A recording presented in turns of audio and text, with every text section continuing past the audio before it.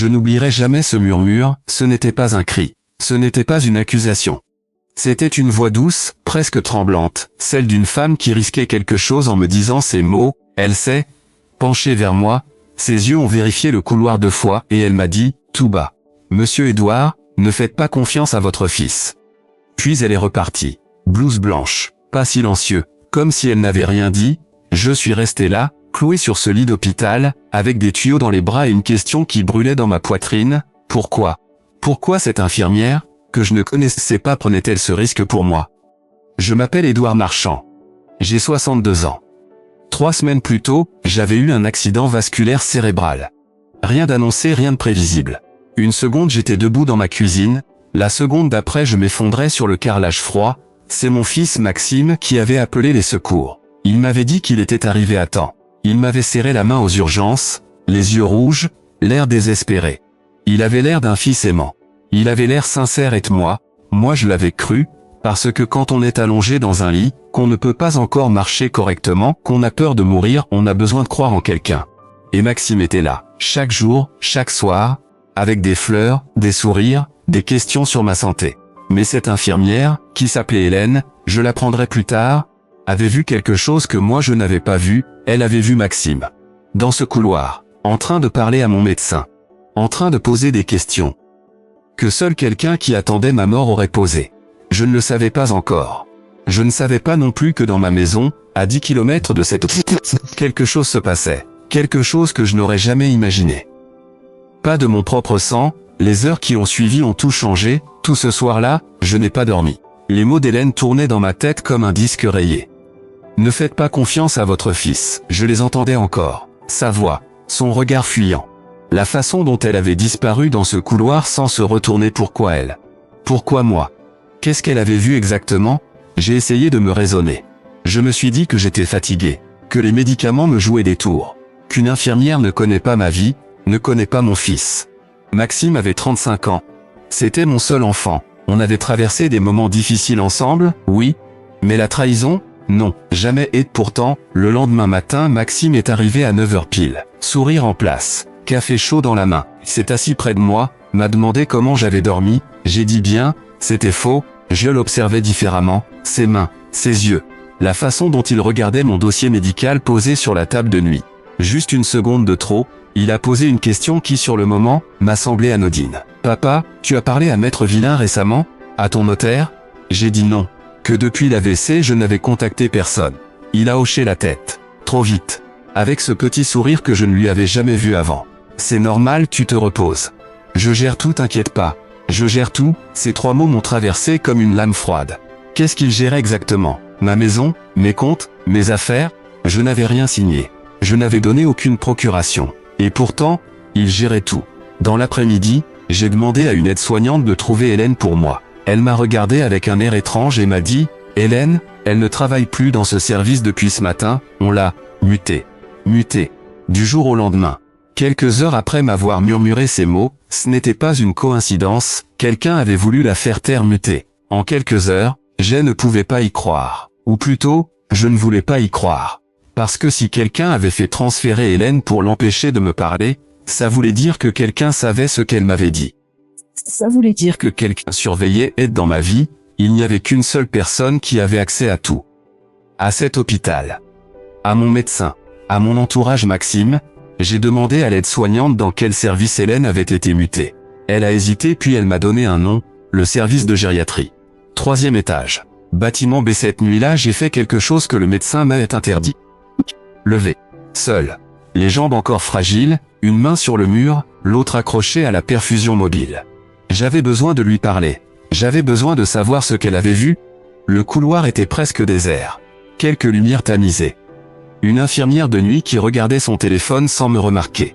Je suis arrivé jusqu'à l'ascenseur. 3e étage.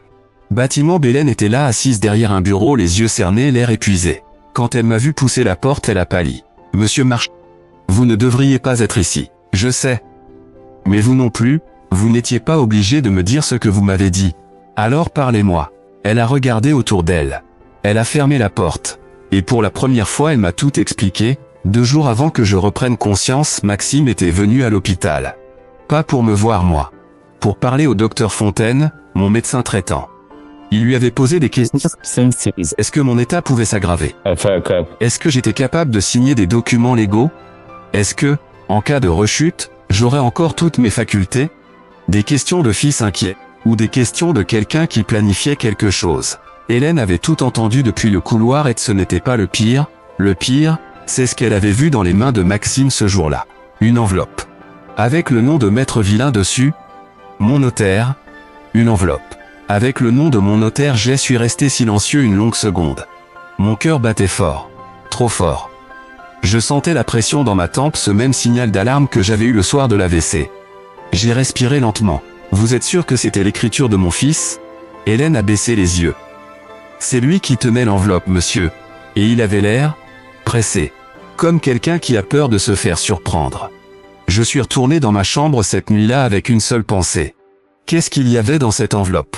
Qu'est-ce que Maxime était en train de faire avec mon notaire dans mon dos pendant que j'étais allongé incapable de bouger? Le lendemain, j'ai attendu que Maxime parte. Il est resté jusqu'à midi, puis il a prétendu avoir une réunion. Dès qu'il a franchi la porte, j'ai pris mon téléphone, que j'avais gardé caché sous l'oreiller, et j'ai appelé Maître Villain directement. Il a décroché à la 3e sonnerie. Édouard. Quel plaisir. Comment vous sentez-vous? Sa voix était chaleureuse, trop chaleureuse. Le genre de chaleur qu'on met quand on cache quelque chose. Maître Villain, je vais aller droit au but. Est-ce que mon fils vous a contacté ces derniers jours? Silence. Un silence d'une seconde. Une seule. Mais suffisant. Votre fils? Oui, il est passé au cabinet. Pour des questions générales sur... Rien d'officiel? Rassurez-vous. Gestion de patrimoine. Alors que j'étais à l'hôpital. Alors que je n'avais signé aucune procuration. Maître Villain, personne n'a le droit de toucher à mes biens sans ma signature. C'est bien compris? Bien sûr, Édouard. Évidemment. Mais sa voix avait changé. Il parlait plus vite, plus court. Comme quelqu'un qui veut raccrocher, j'ai raccroché le premier E. C'est là que j'ai reçu un message. Inconnu. Aucun nom. Juste un numéro que je ne reconnaissais pas, un seul message. 6 mots. Votre fils n'est pas seul. Votre fils n'est pas seul, 6 mots. Et pourtant, il pesait une tonne. J'ai fixé l'écran pendant ce qui m'a semblé une éternité.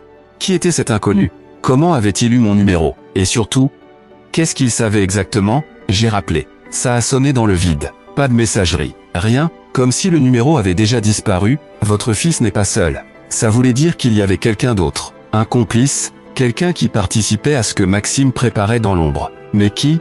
J'ai commencé à réfléchir, à chercher.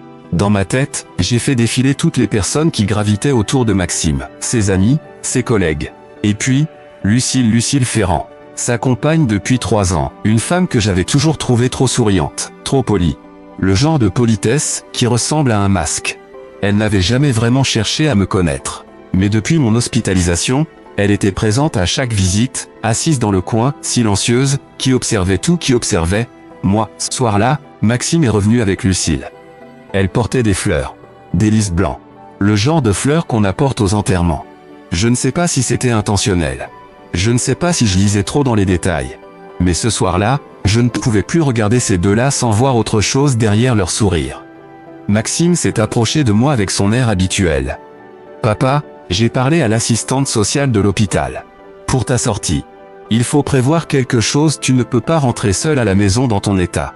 Je rentre chez moi, Maxime. Oui, mais et si tu as une rechute?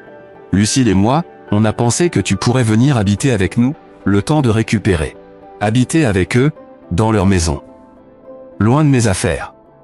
Loin de mes documents. Loin de tout ce qu'ils voulaient peut-être mettre la main dessus. J'ai souri, j'ai dit que j'allais y réfléchir, mais dans ma tête j'avais déjà pris ma décision. Et cette décision allait tout changer. Ma décision était simple, mais elle demandait de la prudence, je ne pouvais pas affronter Maxime directement. Pas encore, pas sans preuve. Un père qui accuse son fils sans rien de concret, il passe pour un vieillard paranoïaque. Et j'avais compris une chose. Si Maxime avait réussi à faire transférer Hélène en une nuit, il avait des appuis. Des gens qui l'écoutaient, peut-être même des gens qui me surveillaient, non. Je devais être plus malin que lui. J'avais un ami. Un vieil ami. Quelqu'un en qui j'avais une confiance absolue depuis 40 ans. Il s'appelait Bernard Clavier. Ancien inspecteur de police, aujourd'hui retraité, mais avec encore tous ses flex et tous ses contacts, je l'ai appelé dès le lendemain matin, avant l'arrivée de Maxime. Bernard, j'ai besoin de toi. Pas comme ami, comme inspecteur. Il n'a pas hésité une seconde. Dis-moi tout. Je lui ai tout raconté. Le murmure d'Hélène. Les questions de Maxime au médecin. L'enveloppe chez Maître Villain. Le message anonyme. Lucille et ses lys blancs. Tout Bernard a écouté sans m'interrompre. Puis il a dit une phrase qui m'a glacé. Édouard, ce que tu dis, ça ressemble à une mise sous tutelle préparée dans l'ombre. Une mise sous tutelle, je connaissais le terme. Je n'avais jamais imaginé qu'on pourrait l'utiliser contre moi. Une mise sous tutelle signifiait qu'une personne était jugée incapable de gérer ses propres affaires, ses biens, sa vie, et quelqu'un d'autre prenait le contrôle. Légalement, si Maxime y arrivait, il devenait maître de tout, ma maison, mes comptes, mon patrimoine, tout ce que j'avais construit en 40 ans de travail. Combien de temps il lui faut pour y arriver, j'ai demandé. Avec un médecin complice et un notaire qui ferme les yeux, quelques semaines. Quelques semaines. J'étais à l'hôpital depuis 3. Bernard a ajouté, je vais envoyer quelqu'un surveiller ta maison. Discrètement. Pourquoi ma maison? Un silence. Parce que d'après ce que tu me dis, quelqu'un y est peut-être déjà entré. Quelqu'un dans ma maison, ces mots ont résonné toute la nuit dans ma tête. Ma maison. Celle que j'avais achetée il y a 25 ans. Celle où j'avais élevé Maxime seul après la mort de sa mère. Celle où chaque mur, chaque pièce portait un souvenir. Et quelqu'un y était peut-être entré. Sans me demander. Sans ma permission le lendemain, Bernard m'a rappelé à 7 heures du matin, sa voix était différente, plus grave, plus tendue. Édouard, tu dois rester calme. Quand quelqu'un vous dit de rester calme, c'est qu'il va vous dire quelque chose qui vous met hors de vous. Dis-moi, mon contact a surveillé ta maison hier soir. Il y avait de la lumière. Dans ton bureau, mon bureau, la pièce où je gardais tout, mes contrats, mes relevés bancaires, le titre de propriété de la maison, et surtout, mon testament. Maxime avait les clés, j'ai murmuré. Oui, et ils n'étaient pas seuls. Ils sont restés 2 heures. Ils sont repartis avec une boîte en carton. Une boîte, mes documents, mes preuves de vie, mon histoire. J'ai serré le téléphone si fort que mes jointures ont blanchi. J'ai senti la rage monter. Pas une rage froide, une rage brûlante, viscérale, celle d'un père qui comprend que son fils le regarde comme un obstacle à éliminer. Bernard? Est-ce qu'il a fait des... Où il a pris les gynos? On ne sait pas encore. Mais Édouard, il y a autre chose. Autre chose. Il y avait toujours autre chose. Mon contact a pris des photos depuis la rue. Sur l'une d'elles, Maxime tient une chemise rouge. Tu sais ce qu'il y a dans une chemise rouge dans ton bureau? Je savais exact. La chemise rouge. Celle que je n'avais montrée à personne. Celle qui contenait un document que même Maxime n'était pas censé connaître. Un document qui changeait tout en cas de décès, la police d'assurance vie 200 000 euros. À ma mort 200 000 euros. À ma mort, je n'avais pas bougé. Je n'arrivais plus à bouger. Parce que là, dans ce lit d'hôpital, j'avais compris quelque chose que mon cerveau refusait encore d'accepter complètement. Ce n'était plus seulement une question de patrimoine. Pas seulement une mise sous tutelle. Pas seulement des documents volés. Mon fils attendait peut-être que je meure. J'ai raccroché avec Bernard. J'ai regardé le plafond. Et j'ai repensé à chaque détail depuis le début. Chaque sourire de Maxime. Chaque question posée au médecin. Chaque visite avec ses fleurs et son café chaud. Est-ce que tout ça n'était qu'un rôle? Est-ce que pendant toutes ces semaines, il jouait le fils parfait? En attendant la fin? Non. Je ne pouvais pas y croire entièrement. Pas encore, du coup j'ignorais les faits. C'est à ce moment-là qu'Hélène est entrée dans ma chambre, je ne l'attendais pas. Elle n'était plus dans ce service. Pourtant elle était là, en civil cette fois, pas en blouse blanche. Elle avait pris un risque en venant me voir. Je n'ai pas beaucoup de temps, elle a dit en refermant la porte, mais il fallait que vous sachiez. Elle m'a tendu son téléphone. Une capture d'écran. Un message. Entre Maxime et une personne enregistrée sous le nom Dr F, le Dr Fontaine. Mon médecin dans ce message, Maxime demandait si l'état du patient pouvait être documenté comme irréversible. Si les conclusions médicales pouvaient appuyer une demande légale urgente. Et le Dr Fontaine répondait, je ferai ce que je peux, laissez-moi le temps. Je ferai ce que je peux, mon propre médecin. Celui à qui je faisais confiance pour me soigner. Il était en train de préparer un dossier pour faire de moi un incapable légal. Contre moi, avec mon fils. Comment vous avez eu ça? J'ai demandé. Hélène a hésité une seconde. Pasteur Fontaine, c'est mon ex-mari. Et il ne sait pas que j'ai encore accès à certaines de ses applications. Son ex-mari, la coïncidence était trop grande pour en être une. Hélène n'était pas tombée par hasard dans ce service. Elle avait côtoyé cet homme. Elle connaissait ses méthodes. Et quelque chose dans le comportement de Maxime avec le docteur Fontaine l'avait alertée, elle avait agi. Seule. Sans rien demander à personne. Je lui ai pris la main. Hélène, vous avez pris un risque énorme. Vous méritez de savoir. Elle a baissé les yeux. J'ai connu d'autres patients comme vous. Des gens seuls, vulnérables, et personne ne les a prévenus à temps. Je n'ai pas répondu. Parce que ces mots m'avaient touché quelque part de profond. Et parce que je venais de prendre une décision définitive cette fois, je n'allais pas attendre. Je n'allais pas subir, je n'étais pas encore mort. Et j'avais encore toute ma tête, j'ai appelé Bernard dans l'heure qui a suivi. J'ai les preuves. Des messages entre Maxime et Fontaine. Bernard a soufflé longuement. Édouard, avec ça on peut aller très loin. Mais il faut faire les choses dans l'ordre. D'abord tu changes de médecin. Aujourd'hui, demande un transfert vers un autre praticien, prétexte n'importe quoi. Si Fontaine n'a plus accès à ton dossier, il ne peut plus manipuler tes conclusions médicales. Et ensuite, tu contactes un autre notaire, pas vilain. Quelqu'un en qui tu as confiance absolue. Et tu fais quelque chose de très important, Édouard. Quoi? Tu modifies ton testament. Maintenant, avant qu'ils aient le temps d'agir. J'ai suivi chaque étape à la lettre. Ce jour-là, j'ai demandé un changement de médecin pour raisons personnelles. Le nouveau praticien, le docteur Arnaud Bessières, était jeune, direct, sans lien avec personne dans cette histoire. Il a lu mon dossier et m'a dit une chose que Fontaine ne m'avait jamais dite. Monsieur Marchand, votre état s'améliore bien. Vous pourriez sortir dans 10 jours. 10 jours, c'est là que Maxime est arrivé dans le couloir, et qu'il a vu le nom du docteur Bessières sur ma porte. Son sourire a disparu. Ce sourire qui disparaît, je l'ai vu depuis mon lit, à travers la vitre de la porte entr'ouverte. Maxime avait lu le nom. Docteur Arnaud Bessières. Pas Fontaine. Et en une fraction de seconde, quelque chose avait changé sur son âge. Pas de la tristesse, pas de la surprise. Quelque chose de plus froid. Du calcul, il est entré dans la chambre comme si de rien, sourire allumé. Mécanique, faux. Papa, j'ai vu que tu avais changé de médecin, tout va bien? Très bien. Le docteur Bessières me convient mieux. Ah, un silence. Tu aurais pu m'en parler. Je n'ai pas besoin de ta permission, Maxime. Il n'a rien répondu, mais ses mâchoires se sont serrées. Juste une seconde, je l'ai vu. Il est resté 20 minutes poli, distant, puis il est parti plus tôt que d'habitude. Pas de câlin ce soir-là. Pas de « repose-toi bien papa ». Juste la porte qui se referme. Bernard m'a appelé 2 heures plus tard. Il bouge. Quoi? Max, il est allé chez Maître Villain cet après-midi. Mon contact l'a suivi. Il est resté 40 minutes dans le cabinet, et en sortant il avait l'air agité. Agité. Parce qu'il sentait que quelque chose lui échappait. Que son plan, si bien construit, commençait à se fissurer. Bernard, est-ce qu'on a assez de preuves pour aller voir la police? Presque. Il nous manque une chose. Il a marqué une pause. Il faut qu'il se trahisse lui-même. Qu'il fasse quelque chose d'irréfutable. Comment on le pousse à ça?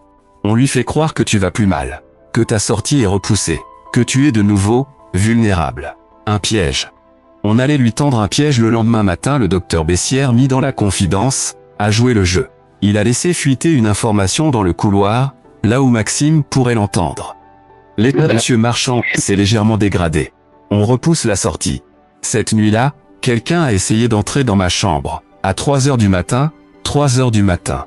Bernard m'avait conseillé de ne pas dormir. J'avais fait semblant, lumière éteinte, yeux fermés. Mais chaque muscle de mon corps était en alerte. La poignée a bougé. Lentement, prudemment. Quelqu'un qui ne voulait pas faire de bruit. Quelqu'un qui savait exactement dans quelle chambre j'étais. La porte s'est ouverte de 10 cm, puis 20. Une silhouette dans le couloir. Petite. Féminine, Lucille tenait quelque chose dans la main. Une chemise. Rouge, ma chemise rouge. Celle que Maxime avait prise dans mon bureau. Elle voulait la ramener? Ou elle venait chercher autre? J'ai allumé la lumière d'un coup, elle a sursauté violemment. Son visage s'est décomposé, plus de masque. Plus de sourire poli. Juste la panique brute d'une femme prise en flagrant délit. Lucille. Elle n'a pas répondu, pose ça sur le lit. Et ne bouge pas. 2 secondes plus tard, Bernard entrait dans la chambre. Derrière lui, 2 policiers en civil. Ils avaient attendu dans le couloir depuis minuit. Le piège avait fonctionné, Lucille a éclaté en sanglots. Pas des sanglots de remords. Des sanglots de quelqu'un qui comprend que tout s'effondre. Bernard l'a regardé froidement. Madame Ferrand. Vous êtes en train de vous introduire dans une chambre d'hôpital à 3 heures du matin avec des documents appartenant aux patients. Je vous conseille de coopérer. Elle a tout déballé en moins d'1 heure. Toute l'idée venait d'elle, pas de Maxime. C'était elle qui avait repéré la police d'assurance vie. Elle qui avait contacté Maître Villain. Elle qui avait convaincu le docteur Fontaine, un vieil ami à elle, de falsifier mes conclusions médicales. Maxime avait suivi. Aveuglément. Amoureux. Manipulé, c'est par une femme qu'il avait choisie non pas pour lui, mais pour ce qu'il pouvait lui apporter. Mon argent. Ma maison. Ma mort, Quand les policiers ont appelé Maxime pour lui demander de se présenter au commissariat, il a répondu d'une voix normale. Il ne savait pas encore que Lucille avait déjà tout dit. Il ne savait pas que son monde allait s'effondrer dans quelques heures. Le matin est arrivé comme une sentence. Maxime s'est présenté au commissariat à 9 heures. Seul, avec son manteau beige, ses cheveux coiffés, son air de fil respectable. Il ne savait pas encore. Il croyait peut-être qu'il s'agissait d'une erreur. D'un malentendu. Il croyait peut-être que Lucille l'attendait quelque part, fidèle, solide, leur secret intact. Mais Lucille avait parlé depuis des heures. Bernard m'a raconté la scène plus tard, dans les détails. Quand l'inspecteur a posé sur la table les captures d'écran des messages entre Maxime et le docteur Fontaine, quand il a montré les photos de mon bureau cambriolé, quand il a mentionné que Lucille avait tout confessé. Maxime s'était effondré. Pas de colère, pas de déni. Juste un homme qui s'écroule sur lui-même quand il comprend que la femme pour qui il avait tout risqué l'avait sacrifié sans hésiter pour sauver sa propre peau. Elle lui avait dit qu'elle l'aimait. Jusqu'au bout. Elle avait dit ça. Et pourtant c'est lui qu'elle avait livré en premier. Le docteur Fontaine a perdu son droit d'exercer en attendant l'enquête disciplinaire. Maître Vien a fait l'objet d'une plainte pour complicité. Lucille a été placée en garde à vue. Et Maxime a été inculpé, mon fils, 35 ans. Inculpé. Je mentirais si je disais que j'ai ressenti de la joie. Non. Ce que j'ai ressenti ce matin-là, seul dans ma chambre d'hôpital avec le soleil qui entrait par la fenêtre, c'était quelque chose de bien plus complexe. Une douleur sourde. Celle d'un père qui comprend qu'il n'a pas échoué à élever son fils. Mais que son fils, quelque part, a choisi de devenir quelqu'un qu'il ne reconnaissait pas. Il a demandé à me voir. 2 jours plus tard. En présence d'un avocat, j'aurais pu le droit. Mais je suis allé. Parce que je voulais le regarder dans les yeux. Une dernière fois. Pas avec de la haine. Avec quelque chose de pire pour lui, de la lucidité. Il était assis en face de moi, les mains croisées sur la table. Il n'était plus le fils souriant qui apportait du café, il était petit, défait, humain, pour la première fois depuis longtemps. Papa, je suis désolé. Je l'ai regardé longtemps avant de répondre. Tu n'étais pas seul dans cette histoire. Mais tu as fait des choix, Maxime. Des choix que je ne comprends pas et que je n'oublierai pas. Elle m'avait dit que tu allais mourir de toute façon. Que c'était juste anticiper. Anticiper ma mort. Voilà comment il s'était justifié à lui-même. Voilà comment Lucille l'avait convaincu. En transformant une trahison en quelque chose de presque logique. Je me suis levé. J'ai boutonné mon manteau lentement. Je rentre chez moi aujourd'hui, Maxime. Dans ma maison. Avec mes documents. Ma vie. Et je vais vivre encore longtemps. Très longtemps. Je suis sorti sans me retourner dans le couloir de l'hôpital. Hélène m'attendait. Elle souriait. Un vrai sourire cette fois. Celui de quelqu'un qui sait qu'il a fait la bonne chose. Comment vous sentez-vous? J'ai réfléchi une seconde. Et j'ai répondu honnêtement. Comme quelqu'un qui vient de renaître. Certaines trahisons vous brisent. D'autres, vous révèlent. Elles vous montrent qui vous êtes vraiment quand tout s'effondre autour de vous. Elles vous montrent ceux qui méritent votre confiance. Et ceux qui ne la méritaient jamais. Ce jour-là, en franchissant les portes de cet hôpital, j'ai compris une chose simple. Une chose que je n'aurais jamais apprise sans cette épreuve, le sang ne fait pas la famille. La loyauté, si.